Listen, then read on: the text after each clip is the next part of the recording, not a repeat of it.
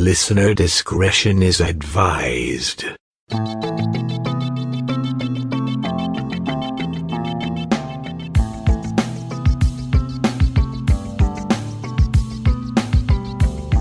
True crime can be strangely fascinating. This true crime is odd, macabre, and haunted. I'm Diane, your guide into the shadows. Welcome to Phantasmal Crime.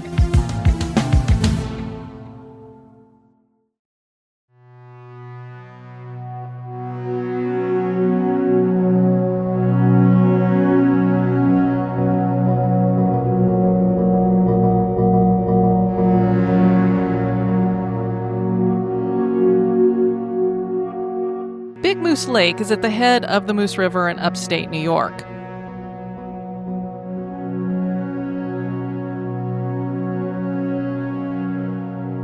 The lake is remote and beautiful and would probably remain rather obscure if not for the murder of Grace Brown that happened there in 1906.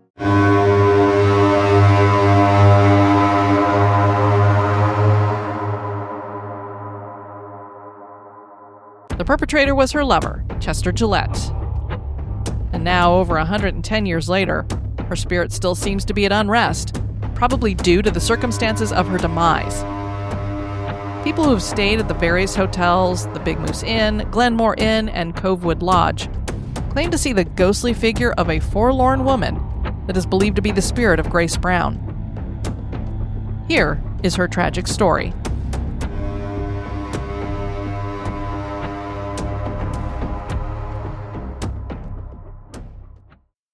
The Big Moose Lake area was settled during the late 19th and early 20th centuries.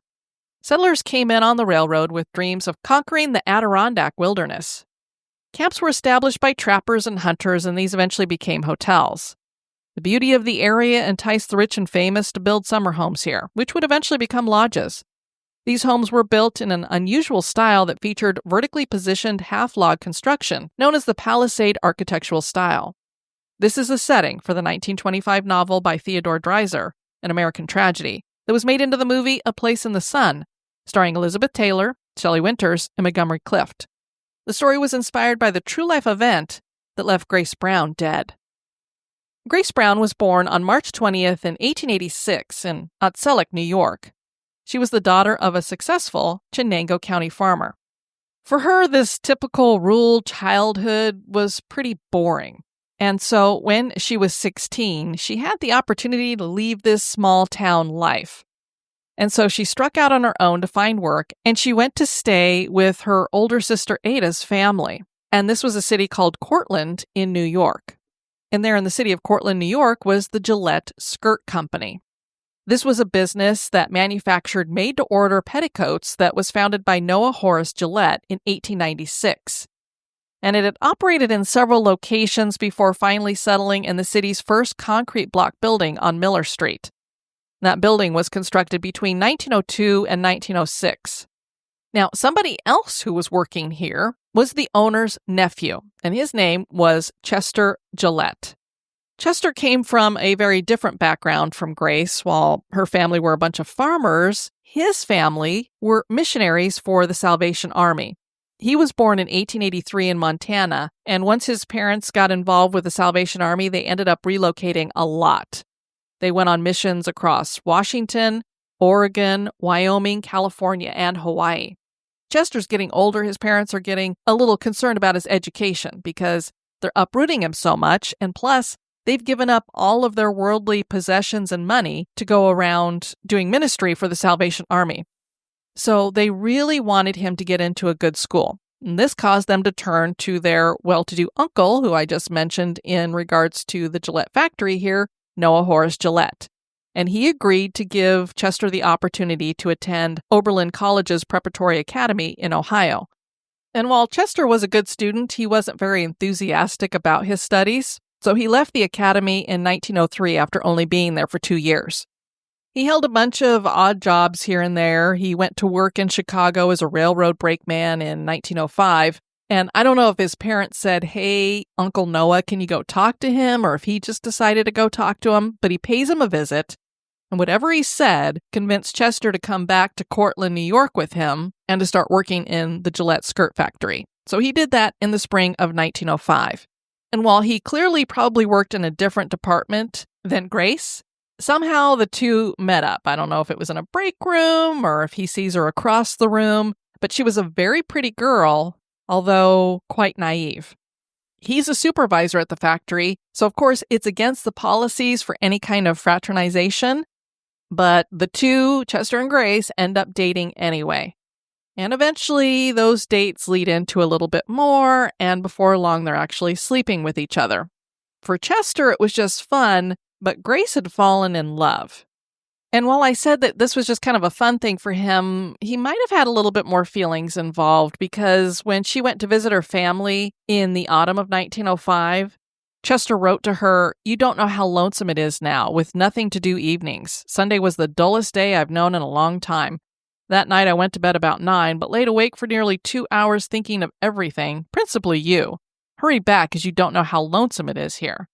There seems to have been a little bit of feelings on his side, but Chester also probably was seeing other women, and Grace had heard some of the stories going around the factory that he was seen in someone else's company.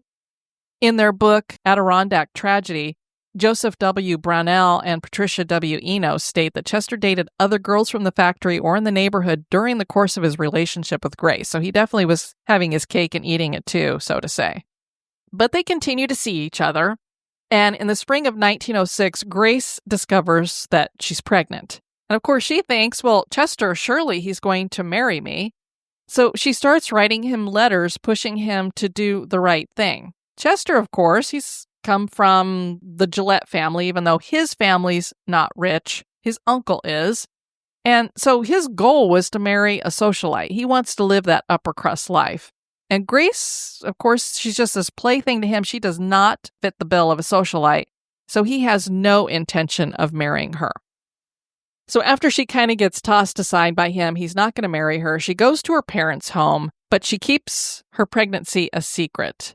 And for her, she didn't want to break her mom's heart by telling her what had happened here. So in these letters, she's writing, "You have succeeded in making me leave Cortland for a time. It makes me feel badly to think that you think I don't know why you wanted me to come home to my family. I ain't no fool. Please write me and tell me all about how you've not thought about me once or missed me at all, and how you don't want me to come back." And so he writes her back, "As to the numerous accusations you make, they're all true, so perhaps I'd better not come." And he's indicating to her parents' house at all. "In fact, I think that would be better for both. I hope you will feel better when you come back, but do not rush your work too hard because of it, hoping you will understand my reasons for writing as I do." So Grace does return to Cortland, and people in the factory start noticing something is happening here. They notice that she's in tears at the factory a lot. She speaks with raised voices whenever Chester's around. There's a lot of fighting going on here.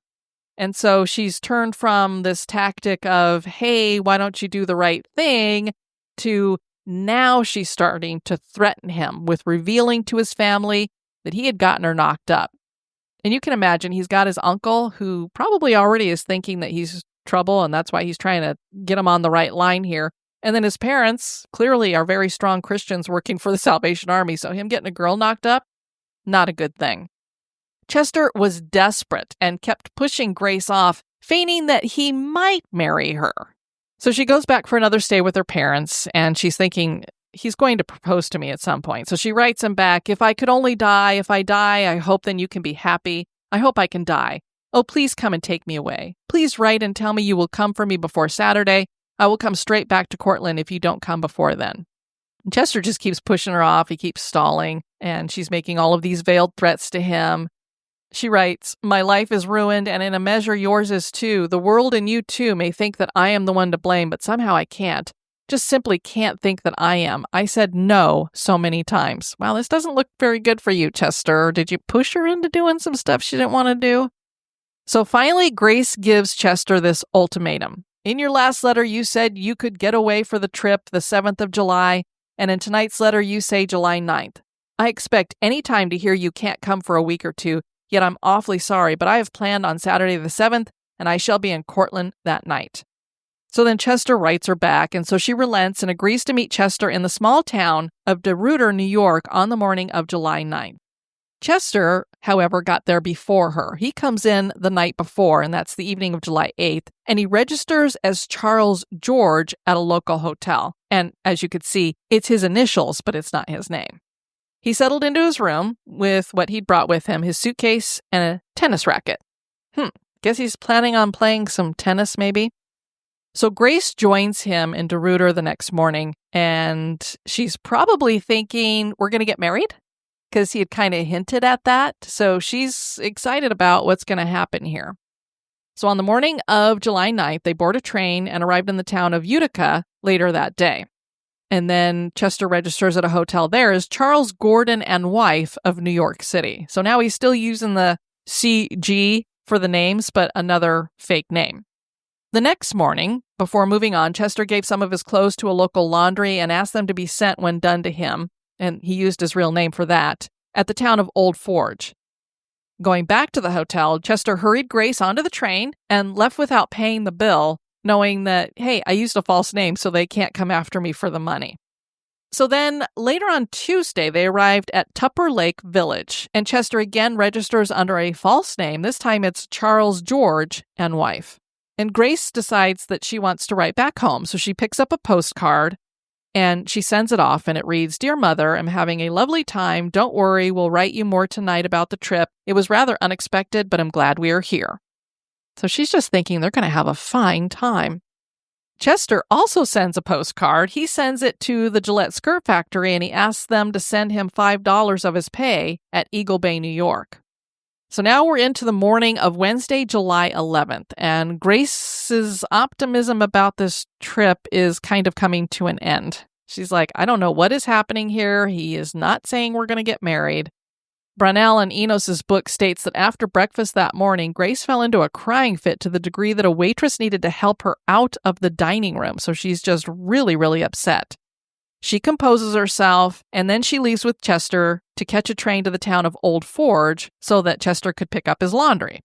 But they decided to stop first at Big Moose Lake. It's a popular place with tourists. I just told you a little bit about the when it all got started there. So this is where a lot of the rich and famous like to go and hang out. So you could just see him thinking, hey, this Big Moose Lake is on our way. Why don't we stop? It'd be really nice to go out for like a little, rowboat ride, don't you think? The day was fair. They had time to kill. And Grace is thinking, this would be actually a nice way to spend the afternoon. The man who rented them the rowboat was named Robert Morrison. And Morrison expected the boat to be returned to him by dinner time, but the couple did not return. He was worried and organized a search party. The searchers found the rowboat capsized, and a short distance away, they found Grace floating on the water. The only thing found of Chester was his hat. After Grace's body was examined, it was determined that she was the victim of foul play when the coroner discovered head injuries on Grace. Now, what they think happened with Chester at this time is that somehow he's in the water. He goes to the far side of Big Moose Lake, and he's carrying a suitcase and tennis racket. I don't know if they were sitting already on that side of the lake or if he somehow dragged them through the water with him. His clothes were drenched. They dried off. And he walks to the small town of Inlet, where he registered at the Arrowhead Hotel under his own name, Chester Gillette. And when he registered at the hotel, he did not have the tennis racket with him anymore. Now, he knows he's got some fresh clothes waiting for him over at Old Forge, because they were supposed to go pick those up when he decided to kill Grace. So he asks a steamboat captain to get them and bring them back to him. And people who talked to Chester that day in the town of Inlet said he didn't seem to be under any kind of distress. He didn't act like a guy who just killed his girlfriend. On Saturday, July 14th, news of Grace's death had been reported in the local newspapers.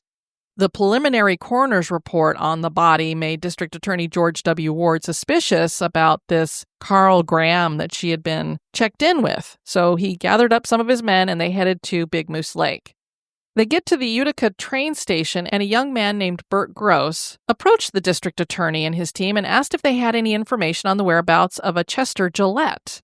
You can imagine they're like, why are you asking us about Chester Gillette? What does he have to do with this? And Bert lets them know that he is an employee at the skirt factory, and when he read about Grace's death in the newspapers, he was very concerned that somehow Chester might either be involved or that he was hurt as well. and maybe he's dead.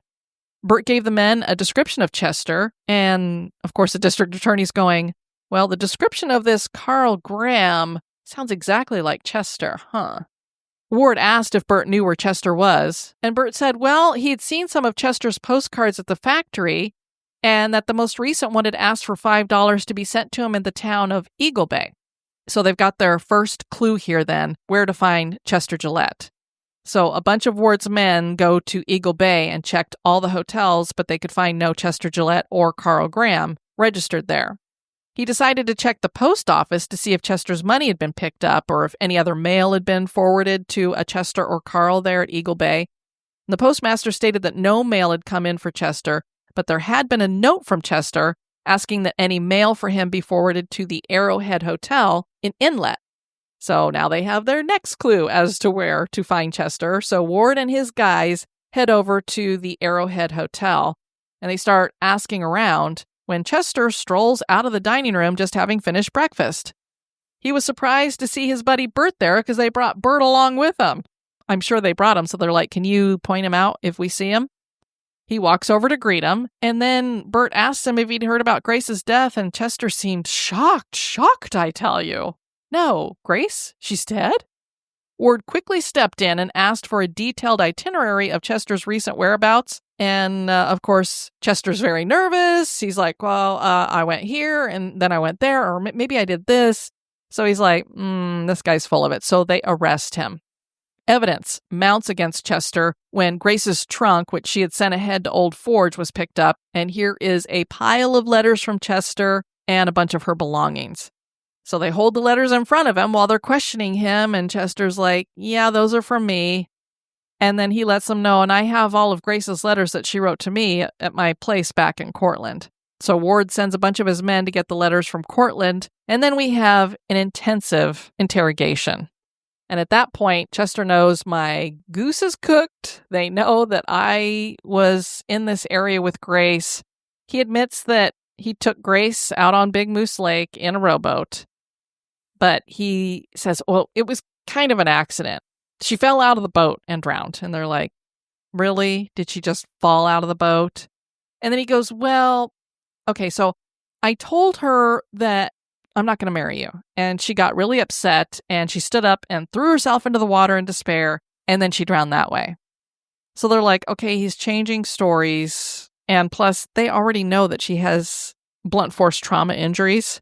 So they're like, yeah, no. Something else went on here. So they charge him and arrest him for murder. And he was taken over to the Herkimer County Jail.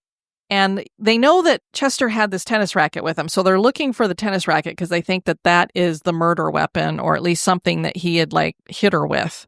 And it would seem that a tennis racket would match up with some of the cuts that were on Grace's face. And now a little break for a word about one of our sponsors.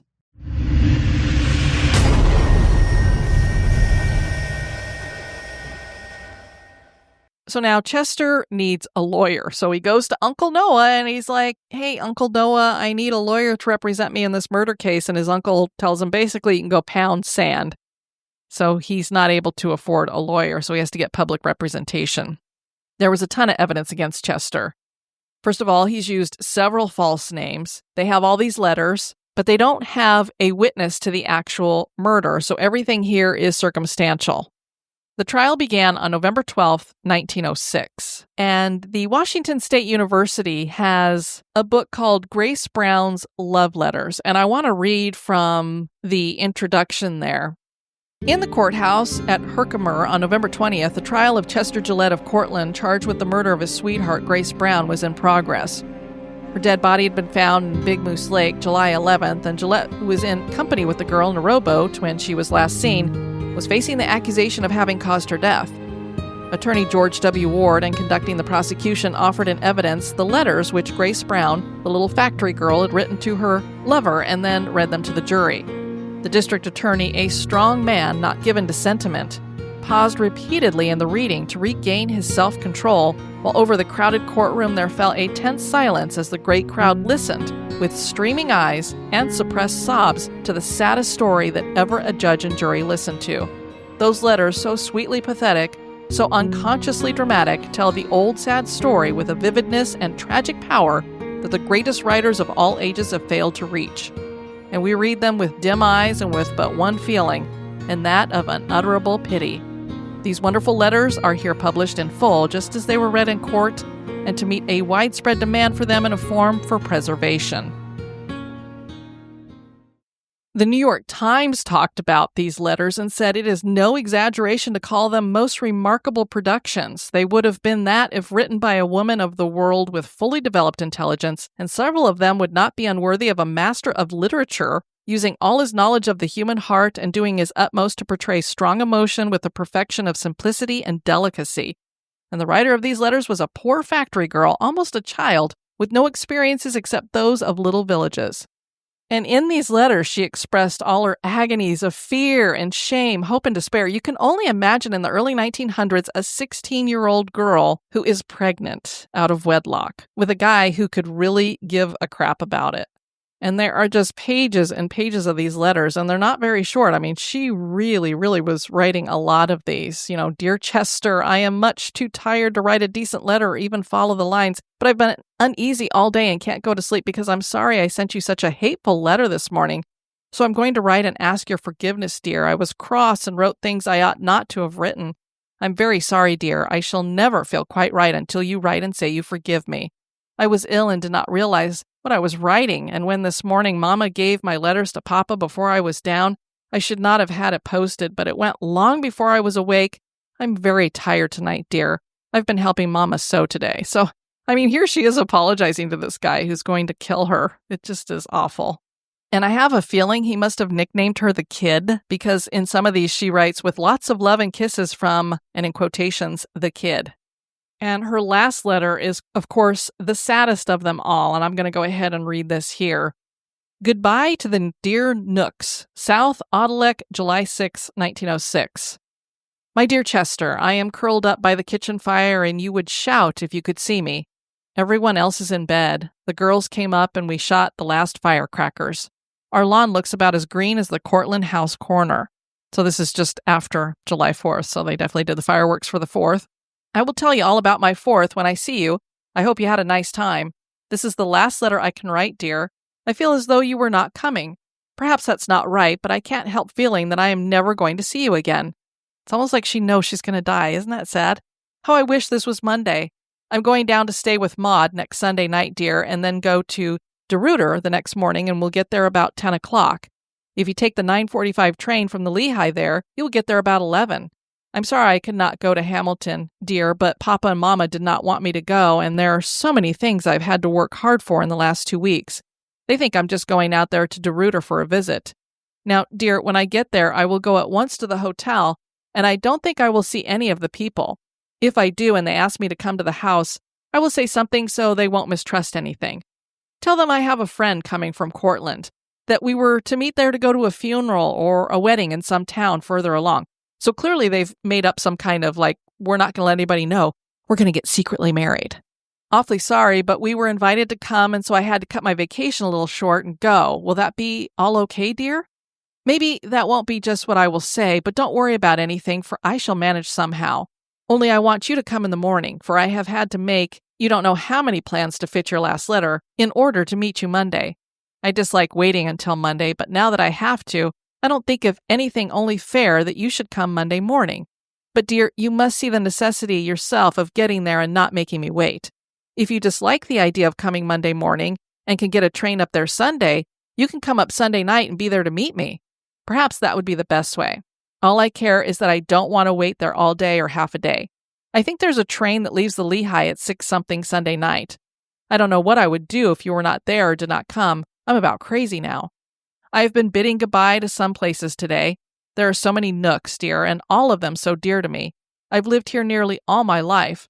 First I said goodbye to the spring house with its great masses of green moss, then the apple tree where we had our playhouse, then the beehive, a cute little house in the orchard, and of course all the neighbors that have mended my dresses from a little tot up to save me from a threshing I really deserved.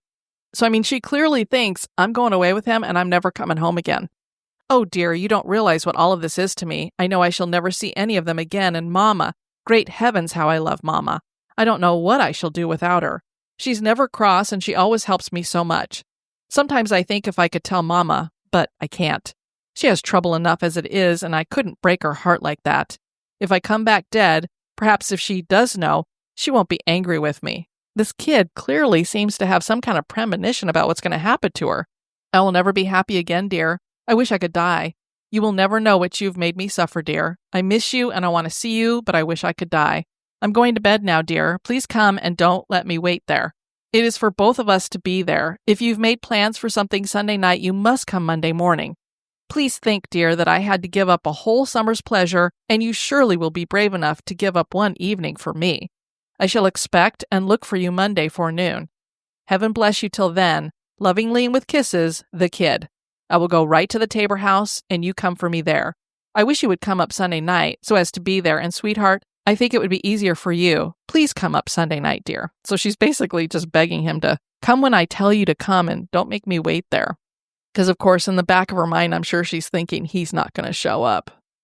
So the prosecutor Ward presented witnesses that could attest to every phase of what happened on that July journey where they went to all these different places. And you have to think that he's doing all this jumping around to these different places to try to cover his tracks ahead of time so that they can't figure out what was going on here.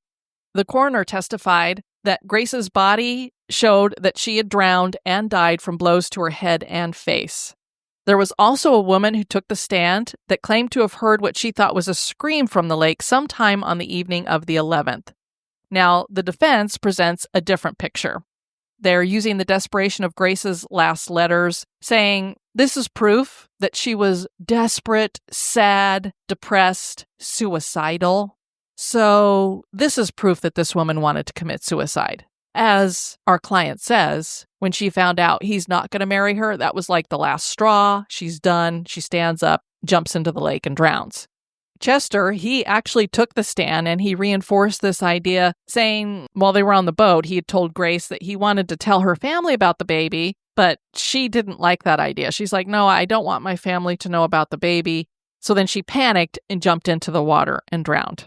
Did she commit suicide? Was she just panicking? And why would she jump in the water? It's just, he's very confused about what had happened here. When they presented all this circumstantial evidence, he testified that he had taken the suitcase on the boat because it contained the lunch that he and Grace were going to share that day. And he'd buried the tennis racket on the way to Inlet out of fear that it might be mistakenly associated with Grace's accidental death. Why would a tennis racket be associated with an accidental drowning? How stupid do you think we are, Chester? A few witnesses testified for Chester on how he has this upstanding character and he would never murder anybody. The defense rested on the evening of December 4th. The jury deliberated and everyone expected a long wait until the verdict. So they were quite surprised when the jury was only out for 6 hours. They returned and announced their verdict. And Chester telegrammed his family, who were in Colorado at the time, and said, "I'm convicted, will write." They did indeed find him guilty. He was convicted of first-degree murder using an oar to beat Grace to death. So I don't know that they actually thought the tennis racket was what did the deed, that possibly he used an oar. I'm thinking he used both implements. He probably stunned her with the tennis racket. Obviously, that's not going to be enough to actually do that much blunt force trauma, I would think. I know the tennis rackets back then were wooden and a little bit heavier, but I think he then grabbed an oar and really did her under with that. He was sentenced to death, and he did meet that end on March 30th, 1908, in the electric chair at Auburn Prison. So we have a little bit of justice here, but clearly not enough for Grace, maybe, because her spirit has been haunting the Big Moose Lake area ever since. There have been sightings of her at multiple places. At Glenmore Hotel, her ghost has been seen outside and also heard running throughout the building. Carl Muller became the owner of the Glenmore Hotel in 1971. He had heard about the murder, but not about the hauntings. Soon, he and his wife started to hear footsteps all over the hotel and in a lakeside cabin. They would never find anybody around, so they were perplexed as to where the footsteps were coming from. They heard heavy footsteps outside as well, but there were no footprints in the snow. The Mullers sold the Glenmore Hotel to a couple named Ray and Barb in 1986. Ray and Barb didn't know about the ghost either, but they soon met her. They were sitting in the bar eating when they saw a woman outside in Victorian clothes. 2 other men that were inside ran outside to try and trap her, as if they could trap a ghost. When they got outside, she was gone without any footprints in the snow. Barb has had clothing removed from her bed after she had put it there while she was showering, and sometimes when she came back, it would be replaced by other clothes that she owned. So clearly Grace is like, don't wear that, wear this. Their son's girlfriend stayed overnight one time and was awakened when she felt someone was sitting on the edge of her bed. She couldn't see anyone sitting there, but she could see that the bed was pushed down under some kind of weight. At Covewood Lodge, Grace Brown's ghost has been seen coming up out of the lake. People claim that it is a white, misty apparition. The face of the ghost has been identified as Grace's through old newspaper photographs. Linda Lee Machen and Bridget McMahon Carls were sitting by the lake when they saw the spirit and felt an immense sadness. Linda described it as, I was walking down toward the lake with my flashlight and the light was getting dimmer and dimmer. By the time I got to the edge of the lake and the rocks, my flashlight wasn't working, so I had to turn around and go back. I was awestruck, and not only was I certain that I was looking at a ghost, but I had a very strong sense of sadness. She was very sad. In the summer of 1988, employee Rhonda Bouzelot was approaching the main building and describes what happened as, I walked into the staff lodge, straight up the stairs with my hand out, reaching for the string, which is how to turn on the light. As I approached the top of the stairs and just before I was ready to turn it on, and really just didn't move. I didn't have an overwhelming feeling of fright, but something definitely or someone was there, and it just kind of took my breath away. Other employees were outside and experienced something unexplained as well. There were 3 of them, and they all claimed to see the full-bodied apparition of Grace. They also each had a very weird feeling. Grace was an innocent and naive girl who fell in love with the wrong guy. No one knows for sure if she really was pregnant or was using the story to get Chester to stop chasing other girls around and marry her, but she certainly did not deserve to die in such a brutal way. Is it because of this that Grace's spirit is still wandering around? Is she haunting the Big Moose Lake area? That is for you to decide. And I find it interesting. You would think during the autopsy that they would have found out if she was pregnant or not. I mean, I don't know how far along she was supposedly at that time, but you would think there'd be some indication that she was pregnant, and that doesn't seem to have come up anywhere that I can see. So I don't know if she really was pregnant or not, but such a tragic story. Thank you so much for joining me on this phantasmal crime. If you have a true crime that has something paranormal connected to it that you'd like to hear about, you can write me at historygoesbump@gmail.com. I've been your host, Diane. Join me on the next episode for another trip through the shadows. This has been a production of History Goes Bump.